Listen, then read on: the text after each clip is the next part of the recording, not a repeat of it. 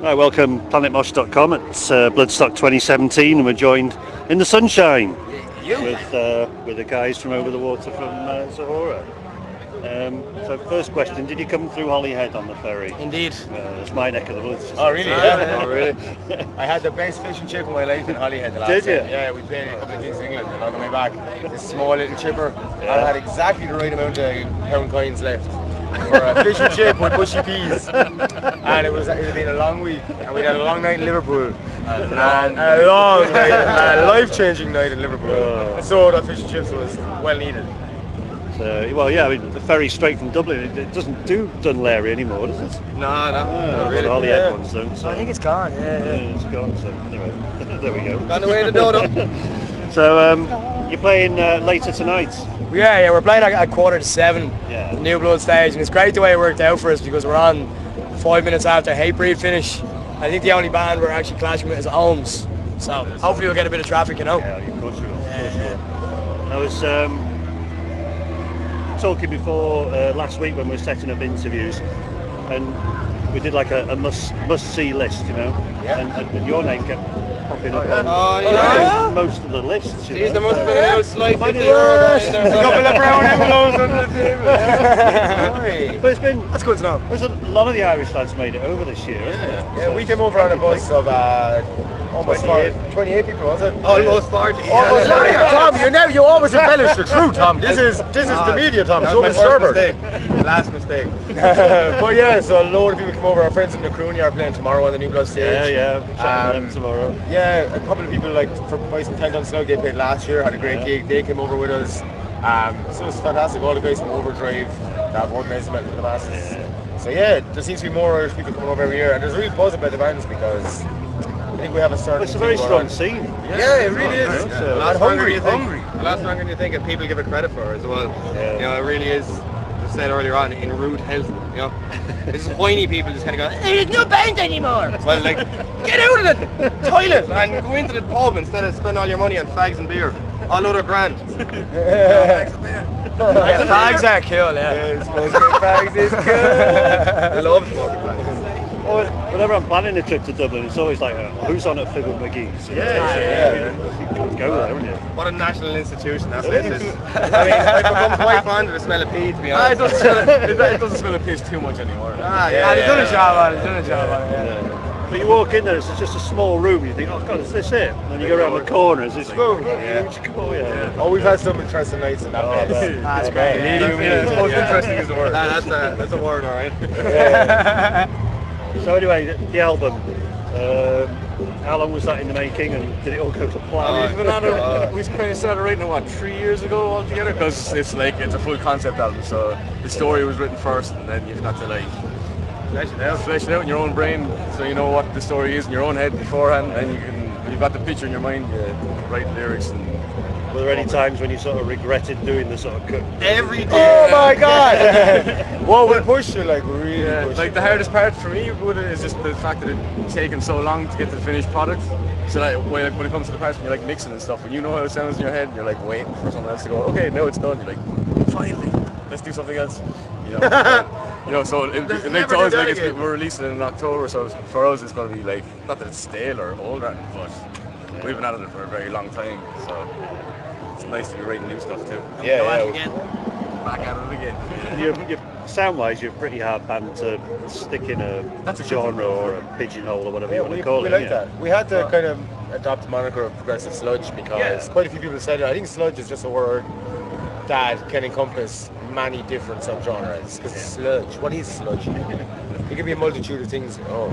So I think that's a good thing, like Pancho said, that people can't necessarily pigeonhole us. We've adopted the moniker because you need to make it easy for people to separate you from all the other bands. But it's great. Like I've met a couple of people this weekend. They're like, so okay, they like ask me about your band and stuff, and then they're like, and I don't want to know what kind of music you play. I just go and check it out because well, I don't want it to be like under some false pretense of what your music sounds like and judge it before you go see it, which is fucking cool too. It's like that rant that Phil Anselmo went on, came out a couple of years ago, and he was talking about the way back in the day, the really good bands, they take, maybe 10 or 12 of their influences and turn it into something new, where from your own point of view, you'll kind of know where certain parts were influenced from, but these days you just got bands that are coming out taking 2 bands or 1 band and trying to sound like them. You can't. There's no originality in it. You know what I mean? But I think it's important. Like, you know. I don't know that particular rant. I know the other one though. It was a very short rant. It was 2 words. It was the white power thing. Man. Careful now. Anyway. You said 3 years in the making, so the next question was going to be, do you consider yourself to be prolific writers? But I guess, well, maybe you are, but fussy. Yeah, well, before that, I mean, our first EP, Feet Nailed to the Ground, and our first album, Almaz, they were written a lot quicker and recorded under more immediate circumstances. Like, we had the time booked in the studio, and we enjoyed doing that, but at the same time, afterwards we were like, oh, imagine all the stuff we could have done if we spread it out. So this time, we recorded drums, then we brought the drum tracks home, and we really dug down deep into them to match the guitars. There's a lot of rhythmic stuff going on, where the guitars, Tom is writing melodies with the toms of the drums. You know, he's a very technically proficient drummer, but not just kind of superficial technicality. There's real thought gone into it. So we tried it, yeah, but it's true, you know. It's articulate. It's articulate. So we tried to articulate the guitars in a way that they suited the drums, and then when it came to lyrics, obviously we had a whole story to call upon. So you can write from a multitude of perspectives, different characters, different landscapes that are the backdrop to whatever's happening in the story. So you're painting pictures, you're writing a movie score, it's crazy, you know. We're learning the whole time. Like, our next one, we want to do it in a short space of time. Yeah. You know, so have it done and out within, 8 months less kind of thing. Yeah. You know, I have definitely it think it's done. better to go about it that way. Yeah. Just to prove ourselves that we can. All right, we've done the quick ones. We learned a lot of lessons from them. Then we've done the 3-year hard slog, every analytical, and now give ourselves a year, 8 months or so to write and record something new with another sense of immediacy. And then after that, who knows? We might go back for 10 years. And, but I mean, yeah, whatever we do, we'll be doing it for ourselves anyway. You know.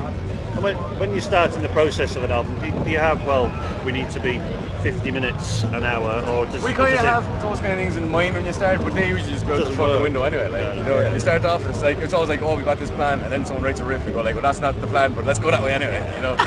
So we're very much fans of standing in a room and someone coming in with a riff and just playing it, and it's frustrating. And we've been writing new songs lately, and we're impatient. You know, we're like, I know how good that would be when it's finished, but we have to do the things to make it. You know, but whereas we have a good sense of vision. We understand the end goal of an idea even from its foundation or its very beginnings. We can perceive what it would be like after 3 weeks, 4 weeks, 5 months, 3 years of work. So you can keep writing things forever, really.